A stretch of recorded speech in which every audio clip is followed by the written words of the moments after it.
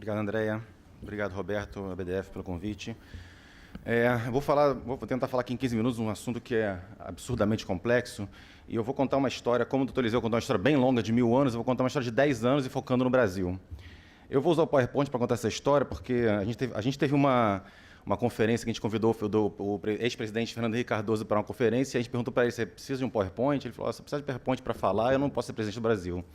E eu preciso de PowerPoint, o doutor Eliseu, de repente, pode se candidatar a presidente, porque eu não preciso de PowerPoint para falar, né? Bom, um breve histórico aqui do que aconteceu no Brasil em termos de FRS.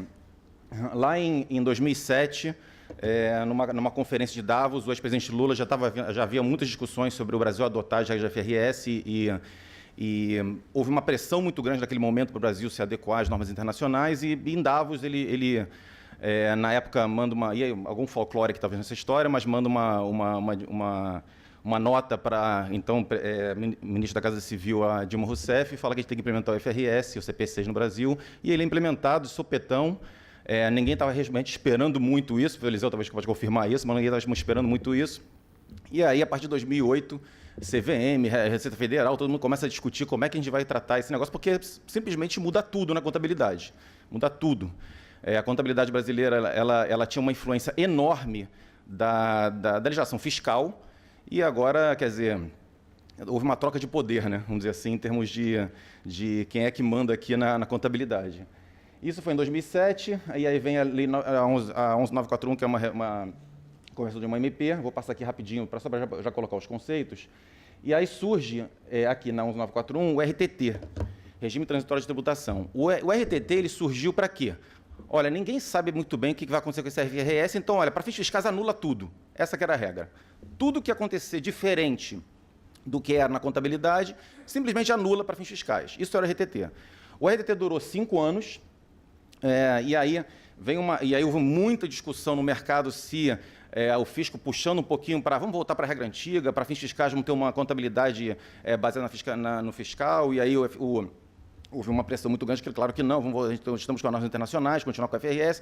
Enfim, no final das contas, a área tributária hoje, a apuração de um imposto de renda, por exemplo, ele parte da legislação comercial, que é baseada nos princípios internacionais de contabilidade, FRS e CP6 aqui no Brasil. Então, hoje, a gente parte, para fins de tributação, da contabilidade comercial, que é com base no CP6. E aí vai um ponto aqui que é absurdamente importante e que eu já tenho passado aí em alguns casos, eu tenho visto isso, não existe mais RTT. Isso é uma coisa importante se falar, porque eu já participei de algumas reuniões em que, não, isso aqui é FRS, né, esse negócio do... não era assim na contabilidade antiga, então eu vou simplesmente anular isso. Não é assim mais, não é assim que se funciona a apuração tributária. E aí eu vou passar um pouco como é que funciona a apuração tributária. A 11941, ela traz o esforço para anotar as normas internacionais, já falei sobre isso, e neutralização fiscal. E aí tem a revogação do RTT. E aí, aqui que é a parte importante. Por quê? Porque a partir da 12973, o que acontece é o seguinte, você tem a apuração comercial, e aí você tem certas regras específicas para fins fiscais. E se você tiver uma regra específica para fins fiscais, por exemplo, no caso do FRS 16, que o professor Eliseu acabou de explicar, do leasing, você tem uma regra específica para fins fiscais que diz que mesmo que você ative o que você paga de leasing, para fins fiscais você pode deduzir fiscalmente. Então, essa é uma regra específica que você tem previsão na legislação fiscal para mudar isso. Se você não tem uma regra específica para alguma coisa, você não pode fazer diferente do que diz a contabilidade. E aí, qual é o que tem acontecido no mercado, e talvez este seja o maior drama dos profissionais da área tributária. Existem muitas situações em que houve uma mudança de conceito e de aplicação da norma contábil e que não há uma previsão diferente para fins fiscais.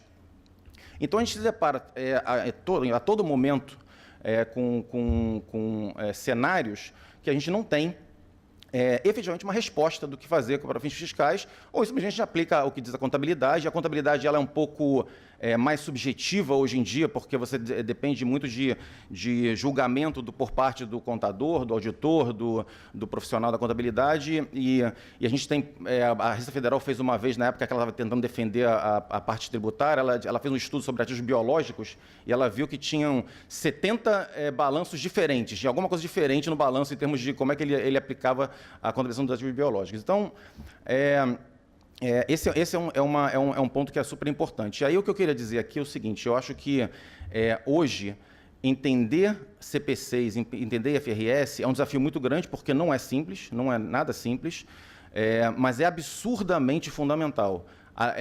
Hoje, nós profissionais de contabilidade, de direito, da área tributária, a gente se baseia muito em jurisprudência, numa discussão de ágio, a gente fica focando muito em empresas veículos, se o ágio tem fundamento, se tem laudo, coisa do tipo. A parte de entender a contabilidade é muito, muito, muito importante hoje em dia, muito mais do que era no passado, muito mais do que era no passado. Então, eu vou trazer aqui alguns exemplos de como que a gente pode ter situações, eu tinha vários exemplos, até cortei alguns porque não ia dar tempo de falar em 15 minutos, mas eu queria trazer alguns exemplos para mostrar como é que a gente tem cenários que são diferentes do que a gente estava acostumado. Então, o primeiro que eu vou trazer aqui é um asset deal, o meu tema é reorganização societária, mas ele passa um pouco pelo planejamento tributário, então eu vou misturar um pouquinho isso, tá, se vocês me permitem isso. E aí vamos no seguinte cenário. A é uma empresa e adquire os ativos de B. Ela não vai adquirir a empresa B, ela vai adquirir os ativos de B. Por que a gente está falando de ativos de B? Porque hoje, ou nos últimos anos, aumentou muito a quantidade de operações envolvendo compra de ativos, ao invés de compra de empresa. Vocês devem lembrar que no passado, quase todas as operações de M&A envolviam compra de empresa, porque você comprava a empresa, comprava as ações, incorporava, usava o ágio, quer dizer, amortizava em 5 anos, com base no laudo de rentabilidade futura. Era uma coisa relativamente simples, muito mais a forma sobre substância e coisa do tipo. Com a vinda do CPC e do FRS, e aí algumas discussões adicionais que surgiram dentro da jurisprudência, como eu falei agora das empresas de veículo e coisas do tipo, surgiu uma opção. Olha, em vez de comprar empresa, a gente ficar nessa discussão toda de ágio, se pode, se não pode, e agora tem que fazer alocação, etc., vamos fazer uma compra de ativos, é muito mais fácil. Vamos comprar um ativo. A gente compra o ativo, sempre que for possível, é claro, porque é muito mais difícil comprar ativo em algumas situações, porque você tem que mudar, informar fornecedores e coisas do tipo, mas vamos comprar ativo. E aí a gente compra o ativo, deprecia e acabou. Quer dizer, seria muito mais simples do que eu ter que ficar incorporando uma empresa, usando o ágio, brigando na justiça, etc. Só que aí vem o nosso amigo IFRS, CPC, e ele fala o seguinte, olha, espera aí, nem todo ativo que você compra, você pode depreciar ele assim, você compra e deprecia como se fosse um ativo no seu balanço. Você tem que ver se você está comprando um negócio. Porque se você estiver comprando um negócio, aplica-se o CPC 15, que é o de combinação de negócios. E aí você não pode, nesse caso, simplesmente comprar o ativo, paguei 200, deprecio ele os 200. Você tem que fazer como se estivesse comprando uma empresa. E aí você vai ter que fazer tudo aquilo que a gente falou agora de fazer um PPA, a gente fala assim em inglês, Purchase Price Allocation, uma alocação do preço de compra. E você vai dizer, olha, esse 200 que eu paguei aqui, ele é 100 para ativo fixo, ele é 20 para intangível, ele é 10 para marca, ele o resto para não ter uma definição clara, então fica em goodwill. Então você tem que fazer isso numa compra de ativo, mesmo que no contrato, legalmente, está lá comprando um ativo, está definido o preço para cada ativo. A gente teve situações disso aqui, você vai comprar um ativo que teve um contrato, definiu o preço dessa máquina é tanto, dessa máquina é tanto, etc.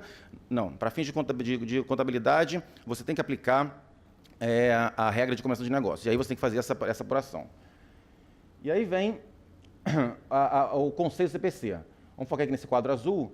A determinação de dado com objetividade de ativos como um negócio deve ser baseado na capacidade desse conjunto cozido e gerenciado como um negócio para ser no mercado. Ou seja, se você está comprando uma coisa que gera recursos por si só, você está comprando um negócio. E aí vem uma definição aqui, tem uma ousadia de falar de contabilidade aqui do lado do professor Eliseu, mas tentei pegar o mais literal possível para não errar, mas basicamente a definição de negócio você tem os inputs e os processos. É assim que você define se você tem um negócio ou não. os inputs, é tudo aquilo que você compra um intangível que ele por si só é um negócio. E aí você junta com os processos daquele que são vinculados àquele intangível, então aquilo gera uma renda que são os outputs. Os outputs, não necessariamente, eles são críticos para definir se você tem uma combinação de negócio ou não. O output é o output, é o resultado do que você tem de inputs e de processos. Então, fazendo o teste, isso aqui não é um teste óbvio, nem muito fácil, mas fazendo um teste, e você pode achar que não tem combinação de negócio e o auditor pode achar que tem, e aí você vai ter a contabilidade dizendo que tem. Então, tendo um negócio, você vai ter a situação que é essa aqui, olha, que é o T. Deixa eu voltar aqui, ó. Ah, não, eu vou ter que voltar tudo. Tá, voltar aqui. Você vai ter isso aqui, ó, que eu vou ter PPA, eu vou ter que ter PPA, vou ter que ter goodwill, e aí vou ter a alocação dos bens. E aí vem um ponto interessante, que é o seguinte: depois que eu faço tudo isso, tais combinações de negócios podem gerar goodwill. Lembra, eu vou fazer um PPA, né? Então eu vou fazer um PPA, que eu vou ter que alocar ele, e vai sobrar alguma coisa que eu não consigo alocar, virou goodwill. Goodwill, se eu tivesse comprado uma empresa e eu tivesse os argumentos, esquecendo de todas as discussões que existem, incorpore essa empresa, eu posso usar esse goodwill em 5 anos. Aqui eu não posso usar esse goodwill, porque eu não comprei uma empresa, eu não tenho previsão para usar um goodwill numa compra de ativos. E aí surge, então, uma desvantagem aqui na compra de ativos em relação a uma compra de empresas, que eu estava querendo fugir de um problema, entrei em um outro. Então, hoje ainda vale, eu queria dizer que ainda vale muita discussão se você pode comprar ativos, porque efetivamente é um cenário que é menos litigioso em teoria, só que se eu entrar na combinação de negócio e tiver um problema com a alocação, eu posso ter um prejuízo, uma perda, porque eu tenho um goodwill e também tenho uma redução no valor de depreciação que eu tenho nos outros ativos. Tá, esse é um assunto, estou passando aqui rápido porque o tempo é curto. Aqui eu vou falar de propriedade de investimento. Propriedade de investimento é o seguinte: você tem ativos que eles são mantidos para proteção de venda. Então, vamos tentar ilustrar aqui para ser mais rápido.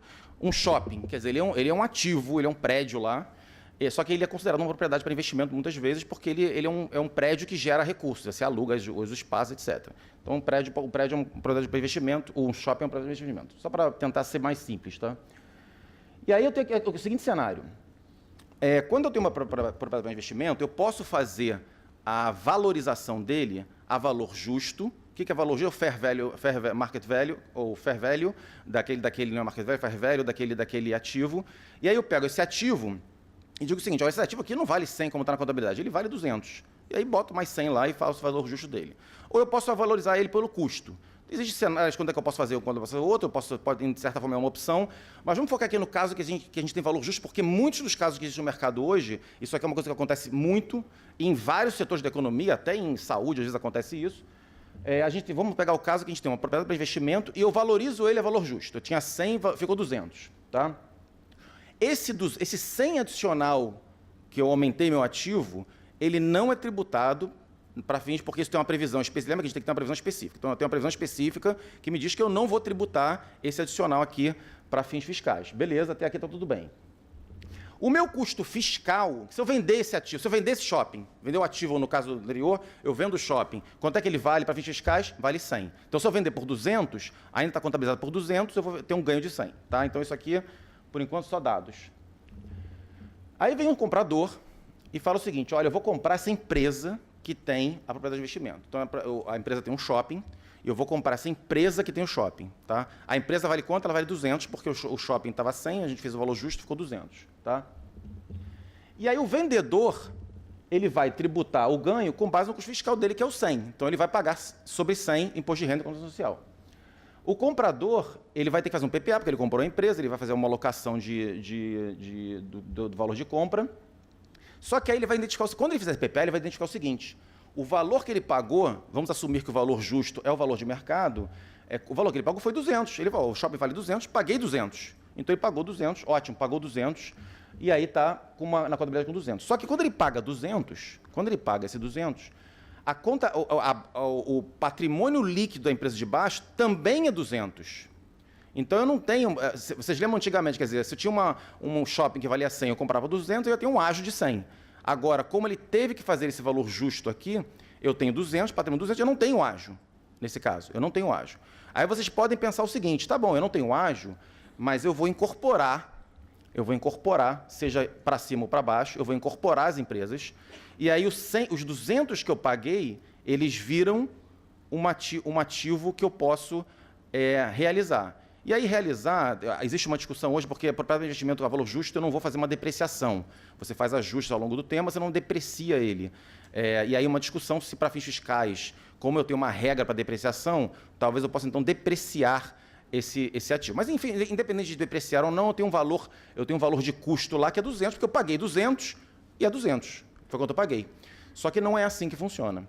Não é assim que funciona, porque como eu tive uma adição de 100, desculpa, uma exclusão de 100 quando eu fiz o valor justo, essa exclusão permanece lá. E, a legislação, e aí vem um trick, né? Quer dizer, uma pegadinha da legislação, porque ela não tem uma previsão considerando esse cenário, que eu pago 200 para uma empresa que tem 200, só que ela tem valor justo ali dentro. Então, eu perco esse 100, porque eu fiz o seu valor justo, eu perco esse 100 como base tributária. Eu não tenho esse custo nem para depreciação e nem para a venda dele. Eu só tenho ele o seguinte, se o comprador não incorporar a empresa e vender a empresa depois, aí sim, ela não incorporou, ela não contaminou, não misturou a contabilidade dela com o que aconteceu, tempo esgotado. E aí ela falou ali, estava falando, desculpa. Mas então já vai acabar aqui, são 30 segundos. Então esse aqui é um cenário muito, muito relevante, porque existem inúmeros casos que a gente tem uma situação que eu tenho um valor justo na empresa que eu estou comprando, e se eu pago por aquele valor, eu simplesmente perco esse ativo, ou esse custo, se eu incorporo. Aqui eram demais assuntos, só para dizer que existem muitos assuntos como aumento de capital com ativo, o que é valor contábil? É valor com valor justo, sem valor justo, eu tributo, não tributo, algumas têm previsão.